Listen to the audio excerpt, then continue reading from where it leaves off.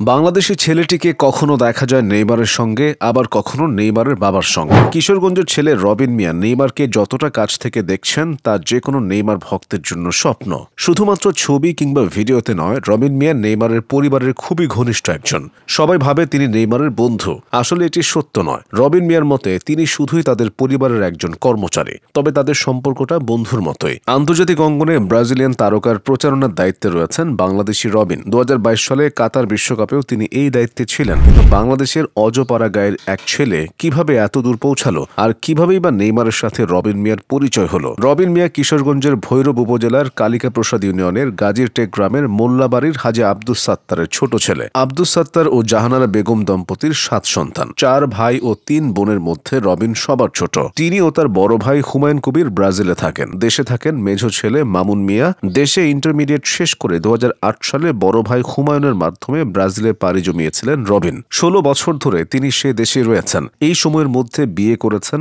সন্তানের বাবাও হয়েছেন। বর্তমানে তার স্ত্রী সন্তানও তার সাথে ব্রাজিলে থাকে। রবিন মূলত সেখানে যুক্ত রয়েছেন কৃষি ব্যবসার সঙ্গে। নেইমারের সঙ্গে তার সম্পর্কটা হয় অন্যভাবে। জোয়ান সেনসু নামে এক ব্যক্তি নেইমারের খুব কাছের লোক। তিনি আবার রবিনের বন্ধু। জোয়ান সেনসুই তাকে নেইমারের সঙ্গে পরিচয় করিয়ে দেয়। বিভিন্ন দেশের আন্তর্জাতিক মানের কোম্পানি বা ব্র্যান্ড নেইমারের ফেস ভ্যালু ব্যবহার করে তাদের ব্যবসার প্রচার ও প্রসার ঘটায়। এই কাজের জন্য তারা রবিন ও জোয়ানের কাছে আসে। তারা দুজন খুঁজে বের করে পছন্দসই কোম্পানিকে প্রস্তাব পাঠায়। এভাবেই রবিন নেইমারের সঙ্গী হয়েছে। 2022 সালের 15 নভেম্বর রবিনের ছেলে রেদওয়ানের জন্মদিন উপলক্ষে শুভেচ্ছা জানিয়ে ভিডিও বার্তা দেন নেইমার। ওই ভিডিওতে নেইমারের পাশে রবিনকে দেখা যায়। এরপর থেকে তাদের সম্পর্ক আলোচনায় উঠে আসে। কাতার বিশ্বকাপের সময় সেটা নতুন মাত্রা পায়। তাদেরকে একসাথে দেখে অনেকেই ভাবত দুজন ঘনিষ্ঠ বন্ধু। আবার অনেকেই মনে করত রবিন নেইমারের ব্যক্তিগত সহকারী। তবে একাধিক সাক্ষাৎকারে রবিন নিজে এসব খোলাসা করেছেন। রবিনের সাথে নেইমারের বাবার সম্পর্ক বেশ ভালো। নেইমারের বাবা তাকে অনেক পছন্দ করেন। কিন্তু মানুষ যেমনটা ভাবে তিনি তেমন ভাবে নেইমারের ঘনিষ্ঠ নন। নেইমারদের ব্যবসার পুরো অংশ তার বাবাই দেখেন। সেখানে রবিন শুধুই সহায়তা করেন। অবশ্য কর্মচারী হলেও রবিনকে নেইমার এবং তার পরিবার সমাদর করে। রবিন নিজেও ছোটবেলায় ফুটবল খেলতেন। এই খেলা তার জন্য প্যাশন ছিল। আর ফুটবল থেকে ভালোবাসাটা ছিল নেইমারের প্রতিও। তার ইচ্ছা ছিল